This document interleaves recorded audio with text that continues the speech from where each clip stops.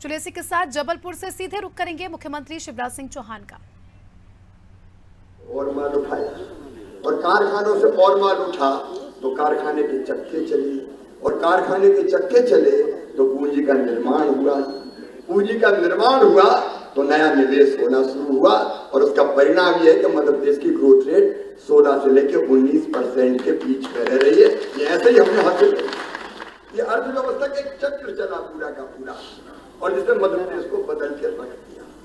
आप किसी भी पैमाने पर देख ले, मैं बात बहुत लंबी आज नहीं करूंगा। हमने तय किया हमने कई जन कल्याणकारी योजना बनाई। अब कोई ये न माने कि ये कोई पॉपुलिस्ट कदम है।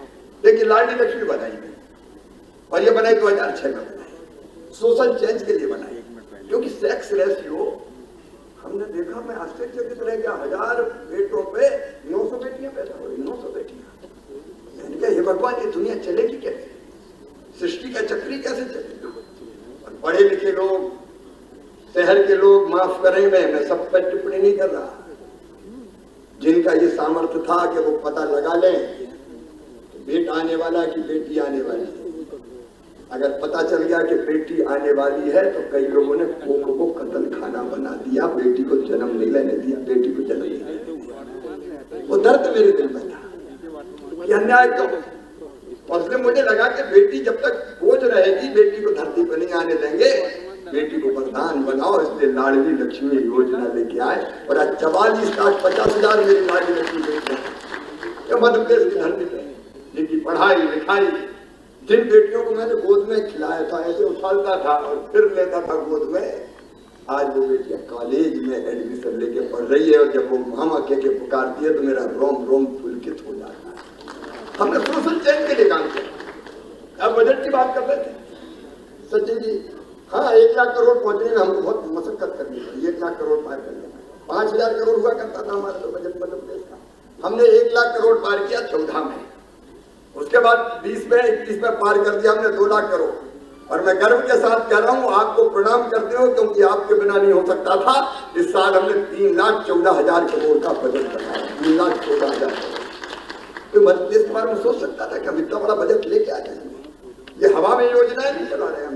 लाडली बहना तो दे दो, दम है तब दे रहे हैं, ऐसे थोड़ी है कि बगल में कुछ है और लाडली बहना दे। 3,14,000 करोड़ का बजट लाए, अब हम 18,000 करोड़ बांटेंगे लाडली बहना। और क्यों, मैं आप प्रबुद्धजन को ये भी बता रहे थे, कोई ना सोचे कि मैं कोई फ्री में बांट रहा हूं, इसलिए कि वो भी सोशल चेंज का बड़ा माध्यम बने। 1000-1000, 500-500 रुपए के लिए परेशान हो जाते। हमने एक योजना बनाई 2017 में, बेगा भालिया शहरिया बहनों के लिए 1,000 रुपया। आप लोगों को याद है जो अत्यंत पिछड़ी जनजाति की मेरी बहनों को, तो हमने कहा 1,000 रुपया महीना देंगे ताकि बच्चों को कुछ खिला पिला सके, कुपोषण का शिकार ना हो। और इम्पैक्ट असेसमेंट की बात सचिन जी कर रहे थे, उस योजना का हमने इम्पैक्ट असेसमेंट करवाया। जबलपुर के मेरे प्रबुद्धजन आश्चर्यचकित रह गया। मैं उन महिलाओं ने पैसा कहाँ खर्चा किया पता है? उनने बच्चों को दूध दिया, सब्जी लाई, फल खिलाया, दाल लाई। और बाद में जब हमने इम्पैक्ट देखा तो पोषण का स्तर बढ़ गया, बच्चे उनके ज्यादा स्वस्थ हो गए, क्योंकि बहनों ने, महिलाओं ने फालतू खर्चा नहीं किया, उन्हें सार्थक काम में ये पैसा लगाया, परिवार की हालत सुधारी।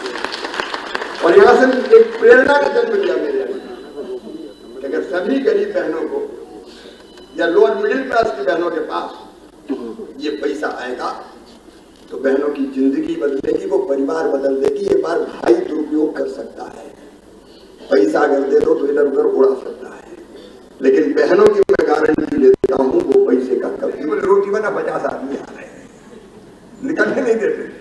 तब हमने तय किया कि 50% रिजर्वेशन दे दो, मेयर बनेगी, जिला पंचायत अध्यक्ष बनेगी, जनपद अध्यक्ष बनेगी, सरपंच बनेगी। और एक और क्रांतिकारी काम किया सोशल चेंज के लिए, 30% रिजर्वेशन पुलिस की भर्ती में मैंने सबसे पहले किया मध्य प्रदेश की धरती पर, कि बेटी पुलिस में जाए। हमारे IPS अफसर भी बैठे, इतना विरोध किया मेरा पुरुष पुलिस अधिकारियों ने, जो ऊपर बैठे थे, अरे सर गड़बड़ हो जाएगा, कबाड़ा हो जाएगा, लैंड ऑर्डर बिगड़ जाएगा। मैंने कहा बिगड़ेगा तो जवाबदारी मेरी है, लेकिन मुझे पूरा विश्वास है बेटियां सुधार कर रख लेंगी। हमने इस बजट को सामाजिक परिवर्तन के लिए करने का काम किया। मैं बहुत विस्तार में उसके नहीं जाऊंगा। आज 1 मुख्यमंत्री मेधावी विद्यार्थी योजना।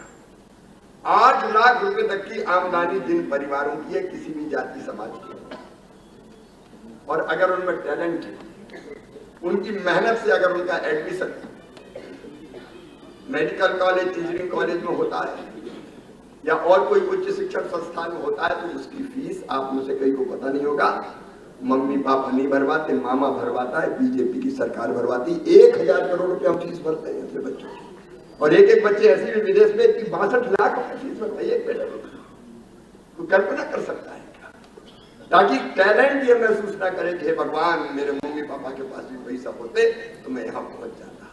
ऐसे एक नहीं कदम अनेकों में, उस पर आज नहीं जा रहा। टूरिज्म के सेक्टर में देखो, मध्य प्रदेश आज देख लो, हम टाइगर स्टेट, हम लेपर्ड स्टेट, हम घड़ियाल स्टेट, अब हम चीता स्टेट भी हो गए, हम गिद्ध स्टेट भी है, मल्चर भी हमारे यहाँ है। वाइल्ड लाइफ कितनी समृद्ध है। मैं रोज एक पेड़ लगाता हूँ, एक नहीं अब तो 3-3, 4-4 लगते हैं। तो हमने हर दिशा में प्रयत्न किया है। अनेकों महाकाल लोक जैसी रचना। अब जबलपुर का विचार आया, ये क्यों आया? नहीं, नर्मदा मैया का कार्यक्रम अभी कलेक्टर ने आपके सामने प्रस्तुतिकरण दिया,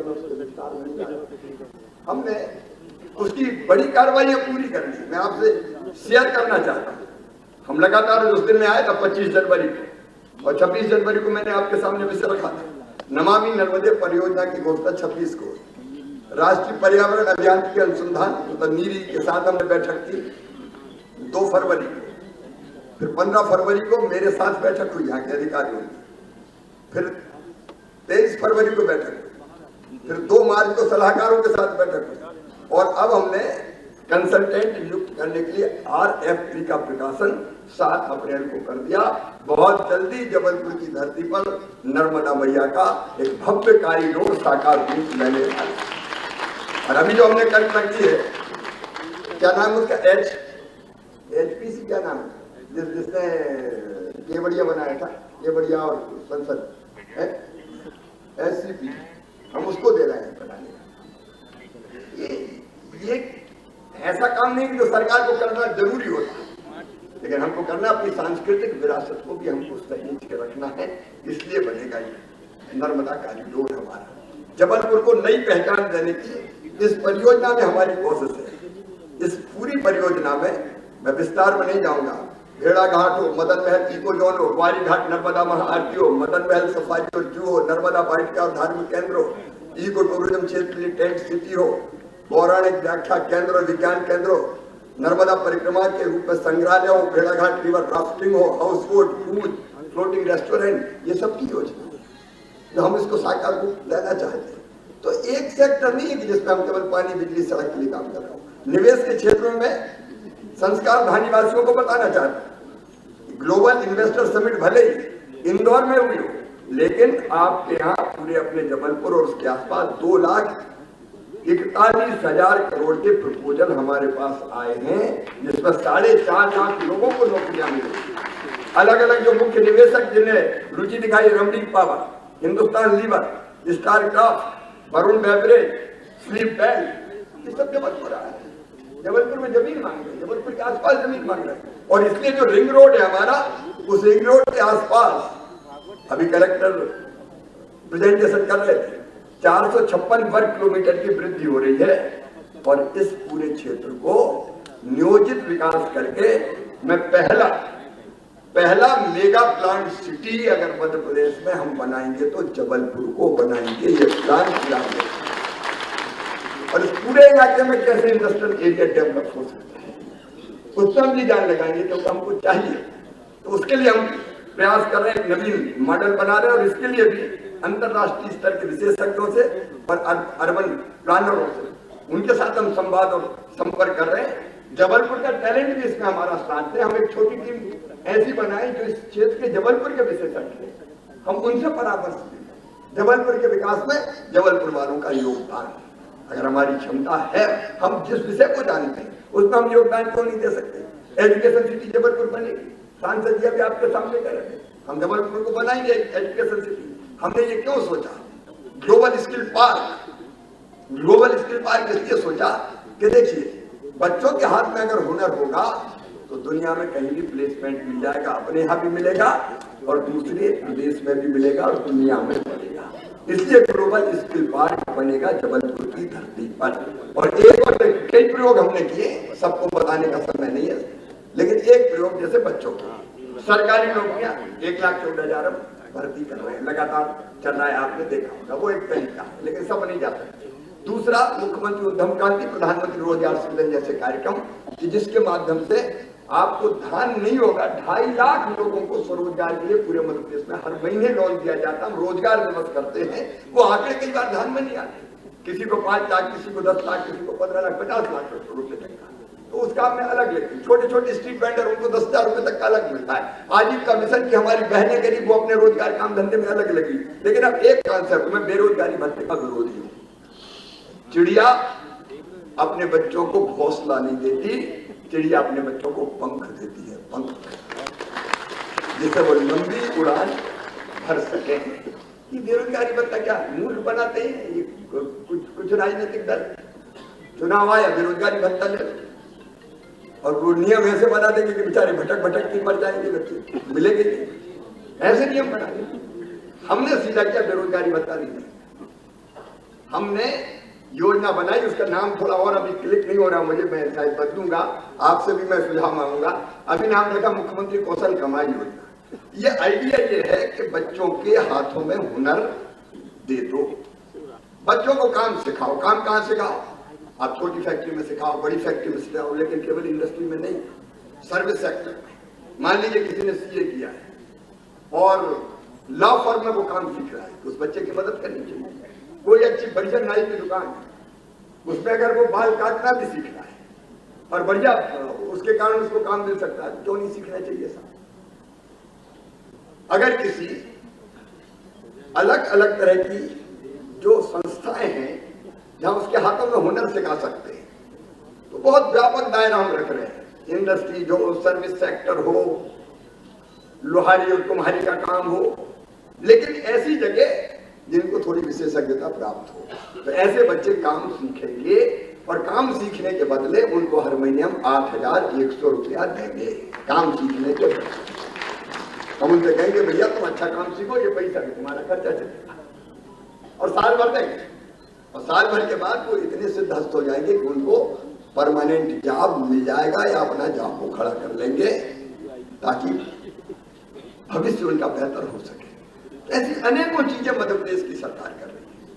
आज मैं अंत में यही कहना चाहूंगा, कई तरह के विचार मेरे मन में आ रहे हैं, आप सबको देख के एक सचिन जी, हम स्थानीय स्तर पर समसामयिक केंद्र, राकेश जी और हमारे पूरा राजनीतिक नेतृत्व और ब्यूरोक्रेट्स भी हमारे बैठे, तो इस टैलेंट को देख कर मुझे लग रहा आपने भी, शायद आप में से कई लोग एक साथ इतने अलग अलग प्रोफेशन के लोग पहली बार आए हो या बहुत कम आए हो, ऐसा अक्सर होता नहीं है। लेकिन हम कोई एक टीम बनाए अराजनीतिक टैलेंट के आधार पर, जो हमें सुझाए अलग अलग क्षेत्रों में कि जबलपुर में ये कीजिए, या मध्य प्रदेश के लिए भी सुझा सके, अर्थशास्त्री भी बता सके हमें मध्य प्रदेश के लिए। तो ये नागरिकों के टैलेंट का इस्तेमाल करके राज्य सरकार और भी रिच हो जाएगी सोच के मामले में। आप इस विचार से सहमत है कि नहीं? है तो जोर से बताइए।